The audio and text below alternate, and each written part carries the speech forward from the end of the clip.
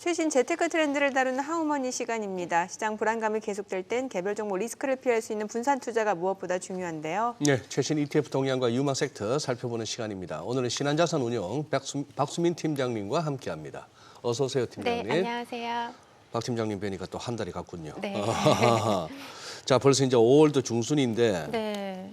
요즘은 또 이제 시장에 셀 인 메이가 아니고 뭐 세일 인 메이, 뭐 바이 인 메이 이런 소리도 나와요. 네네네. 이제 그만큼 이제 5월 하락에 대한 어떤 두려움은 예전보다 좀 줄었다 이런 얘기인데 네네. 지금 최근 증시 흐름 어떻게 평가하십니까? 네, 뭐 지금 계속 뉴스에서 들으셨겠지만 금주 물가지표 발표를 네. 앞두고 시장 방향성에 대해서는 모두 다 확신을 하고 있지는 않은 것 같습니다.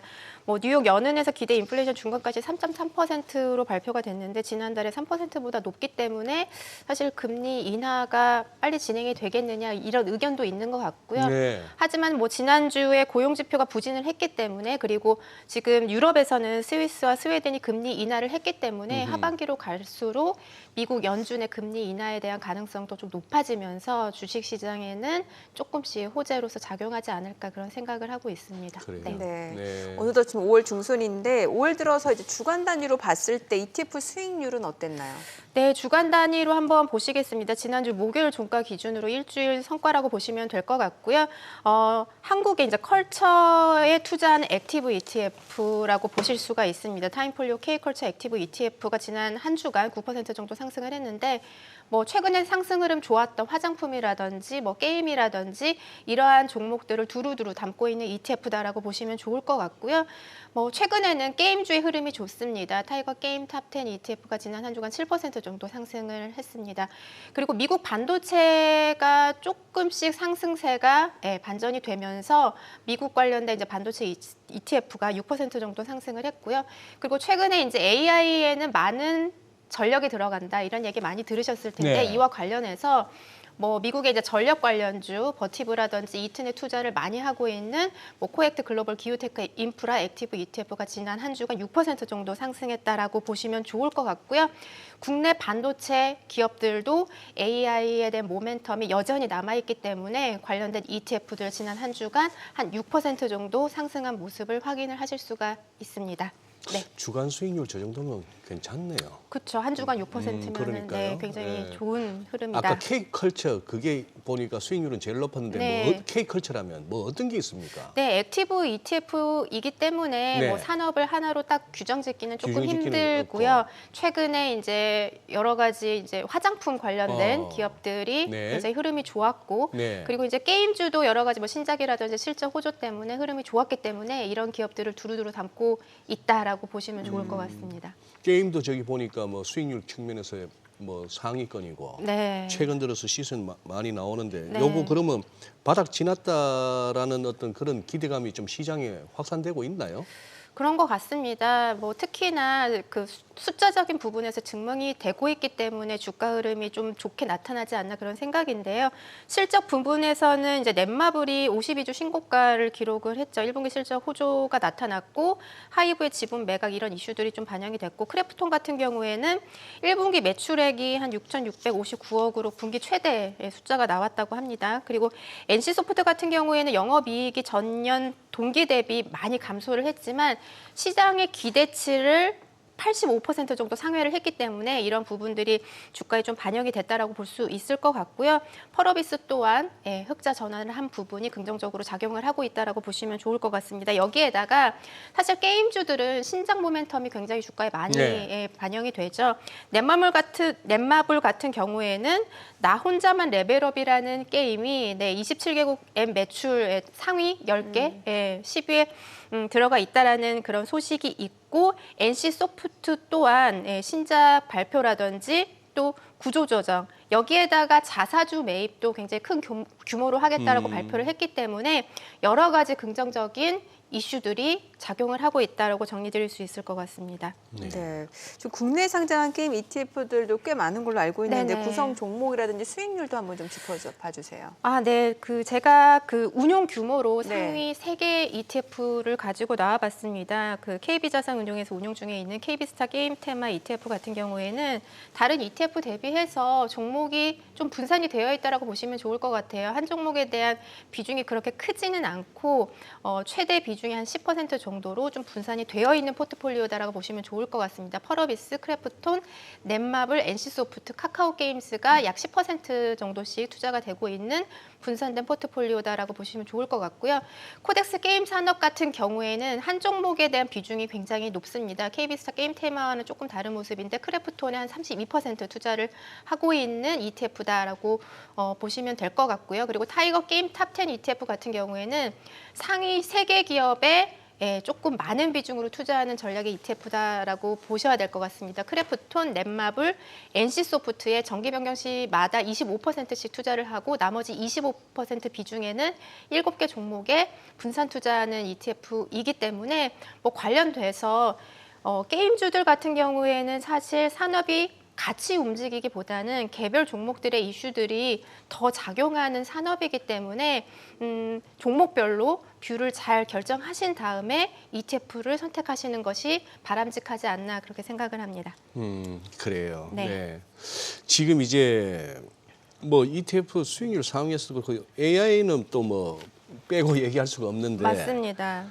이제 뭡니까 그 AI 소프트웨어 업체보다도 그 동안에 뭐 엔비디아를 비롯해서 반도체 이런 쪽이 이제 뭐 돈도 많이 맞습니다. 벌고 네. 주가도 많이 올랐고 해서 이제 조금씩 이제 조정도 나오나 싶기도 한데 네, 그러다 보니까 이제 그거 말고 진짜 AI 소프트웨어였죠. 네, 네. 아니 근데 오늘 어떻게 공교롭게도 새 상품을 내셨네 또 신한에서. 맞습니다. 지난달에도 공교롭게 신상품을 네, 네. 방송하는 날 내게 됐는데요. 오늘도 신상품 가지고 나와봤습니다. 미국 AI 소프트웨어 ETF? 네. 오. 이게 이제 사실은 저희가 4월 달에 말씀드렸던 미국 AI 반도체 칩메이커 이후에 두 번째 미국 AI 상품이다라고 말씀드릴 수 있을 것 같은데요. 사실 이 말이 굉장히 저희에게는 마음에 와닿았습니다. 기술혁명은 프로덕트에서 마무리된다라는 말인데 예. 결국에는 혁신 기술 그 자체로는 사용자에게 다가가기는 너무 거칠고 어렵기 때문에 사용자가 사용하는 제품이나 서비스의 생산성과 효율성으로 나타나기 전까지는 그저 심포도에 불과하다라는 말이 있습니다. 결국에는 이 AI라는 시대가 안착하기 위해서는 이 AI를 활용하는 서비스와 소프트웨어가 사용자에게 친근하게 다가와야지만 그 시대가 좀 더 발전할 수 있다라는 말로 해석할 수 있을 것 같은데요. 미국 AI 소프트웨어 ETF 같은 경우에는 결국에는 AI 서비스를 사용자에게 어떠한 좀 수익성이 있는 그런 모습으로 제공하는 그런 기업들에게 좀 집중 투자하는 ETF다라고 보시면 좋을 것 같습니다. 지금 구성 종목들을 한번 보시면은 아무래도 이제 오픈 AI라든지 그 마이크로소프트 오피스나 이런 쪽에 코파일럿이라는 AI 서비스를 제공하는 AI 서비스 쪽에서는 좀 혜자를 갖고 있다라는 그런 기업으로 평가받는 마이크로소프트가 20% 정도 비중을 차지를 하고 있고요. 그리고 기업 그 소프트웨어를 제공하는 세일즈포스가 한 8% 정도 투자가 되고 있습니다. 여기에다가 반도체 기업이긴 합니다만 반도체 설계를 할 때 설계 툴이라든지 그런 소프트웨어를 제공을 하는 시놉시스 같은 반도체 소프트웨어 기업도 포함이 되고 있고요. 그리고 그 이제 서학개미들도 많이들 관심을 갖고 있는 기업인데 네. 이제 팔란티어라고 보안 및 국방과 관련된 그런 서비스를 네, 제공하는 기업도 최근에 이제 AI 서비스 쪽에서 많은 관심을 받고 있기 때문에 이런 팔란티어와 같은 기업에 투자하는 ETF다라고 보실 수 있으실 것 같습니다. 결국에는 그 생성형 AI의 밸류체인에서 그 기반을 닦는 부분에 있어서는 반도체가 역할을 했고 예. 이 반도체가 많이 활용되고 기반이 닦여져 가고 있기 때문에 그 윗단에 이제 클라우드라든지 AI 파운데이션 모델, 기반 모델이라든지 AI 서비스와 같은 이 밸류체인에 속하는 기업들이 분명히 올 한 해에는 조금 각광을 받을 것이다라는 기대감들이 있는 것 같아요. 그런 측면에서 관련된 ETF를 상장하게 됐습니다. 아, 마이크로소프트를 많이 담아놓고 20%. 있으시구나. 네. 아무래도 이제 마이크로소프트 같은 경우에는 뭐 마이크로소프트 오피스라든지 다양한 그 플랫폼 그 기업이기 때문에 이 AI 서비스가 확장될 수 있는 기반을 분명히 갖고 있는 기업이고 오래전부터 오픈 AI에 많은 지분을 투자를 해온 기업이기 때문에 네. 이 AI 서비스 쪽에서는 남들보다 앞서가고 있다라고 평가받는 기업 중 하나입니다. 네. 네.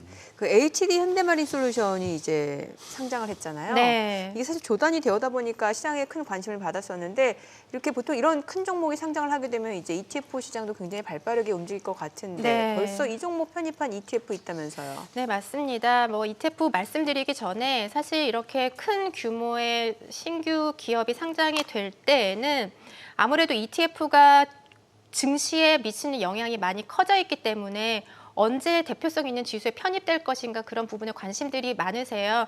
지금 HD 현대마린 솔루션이 상장 이후에 좀 지속적으로 상승을 하면서 시가총액이 8조 원이 넘었습니다.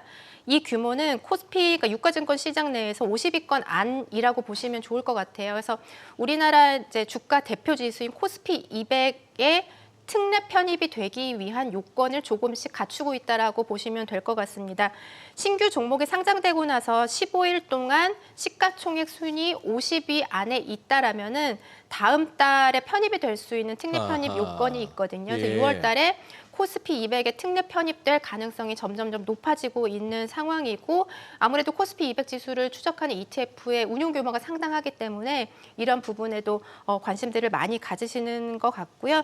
그리고 이제 ETF는 아무래도 사전에 약속한 기초 지수대로 운용하는 그 방식의 ETF가 대부분이긴 합니다만 최근에는 이제 액티브 운용 방식의 ETF도 상당수 있죠. 그런 ETF들은 매니저의 판단하에 종목들을 편입하고 편출할 수 있기 때문에 이미 HD 현대마린 솔루션을 편입한 ETF들이 좀 있는 상황입니다. 그 현대자산운용의 유니콘 포스트 IPO 액티브 ETF 안에는 HD 현대마린 솔루션 비중이 한 8% 정도 있는 상황이고요. 그리고 이제 마이다스의 중소형 액티브 ETF 안에도 2.7% 포함이 되어 있습니다. 여기에다가 사실 이제 코스피 200 같은 경우에는 유가증권 시장에 상장되어 있는 대표성 있는 200개 종목에 투자하는 지수이기 때문에 지수 안에 종목의 편출입이 결정이 돼야 되는데 코스피 지수는 그냥 코스피 지수죠.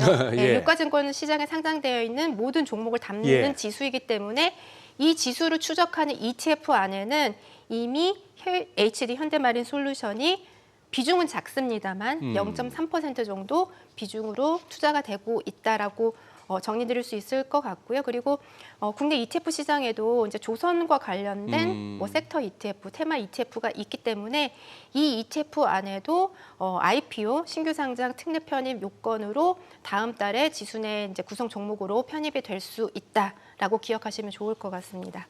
어쨌거나 이거 뭐 굵직한 종목이 하나 IPO 대여로 이번에 올라왔는데 네. 뭔가 이 IPO 시장에 좀 뭐랄까 활력을 불어넣었다 할까. 네. 그동안에 우리 뻔했잖아요. 네, 맞습니다. 이거 뭐 상장 당일날 이게 몇 프로냐, 더블 네. 나오냐, 네. 따더블 나오냐 이게 관건이고. 네. 어쨌거나 뭐 첫날 그냥 다들 터는 게 관건이다 뭐 이랬는데 네. 지금 이런 거는 상장 당일 이후 지금 뭐 한 3, 4일 만에 거의 더블 비슷하게 나니까 그렇죠. 계속 상승. 이렇게 된다면 이제 IPO 시장에서의 약간 그 트레이딩에 관한 투자자들의 관점도 달라질 수가 있겠네요. 무조건 첫날 던져야 된다는 네. 그게 이제 좀 많이 희석될 수 있는. 그렇죠. 아무래도 뭐 펀더멘탈이 좋은 그런 네. 성장성이 있는 기업이라면 그러네요. 그렇게 단기적인 호흡으로 들어가시는 그런 투자자들은 조금씩 적어지지 않나 생각이 듭니다. 네. 조선 쪽은 어떨까요? 현대마린 솔루션하고 연결해서 한번 보면은. 네, 뭐 아무래도 그 현대마린 솔루션이 상장하기 전에 조선 산업에 긍정적인 이슈들이 많았기 때문에 이 현대마린 솔루션이 좀 성공적인 IPO를 하지 않았나 그런 생각이 들고요. 지금 뭐 어제도 그랬지만 조선주의 흐름이 굉장히 좋습니다. 여러 네. 가지 호재가 있기 때문인데 그 신조성가 지수가 지속적으로 상승을 하고 있다라는 부분 이렇게 되면은 아무래도 조선사들이 신규 수주를 받을 때 좋은 가격으로 수주를 받을 수 있기 때문에 그런 부분이 이제 기업들의 실적 호조로 이어질 수 있죠. 그런 측면에서 조선주에게는 긍정적인 뉴스가 될 수 있을 것 같고요.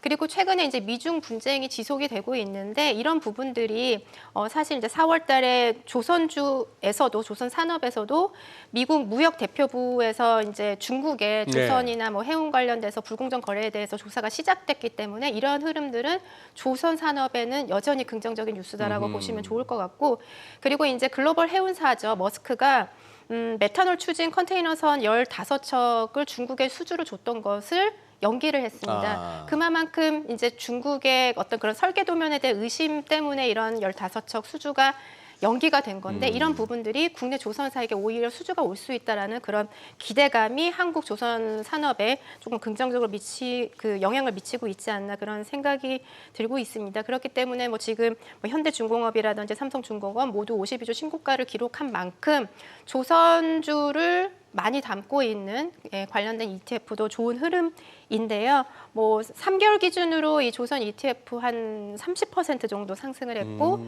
1개월 기준으로도 20% 상승을 했습니다. 예. 지금 화면에서 보시는 바대로 코스피 상승률을 굉장히 많이 상회를 4월달 들어서 네. 하는 모습이 지속이 되고 있기 때문에 뭐 조선주 올 한 해는 실적에서도 호조세가 조금 더 강화되는 그런 하반기가 될 거라는 그런 긍정적인 시각이 존재를 하기 때문에 네, 긍정적인 시각 유지를 하셔도 좋지 않을까 알겠습니다. 그런 생각이 듭니다. 네. 네, 오늘 내용 잘 들었습니다. 그래요. 고맙습니다. 고맙습니다. 네, 감사합니다.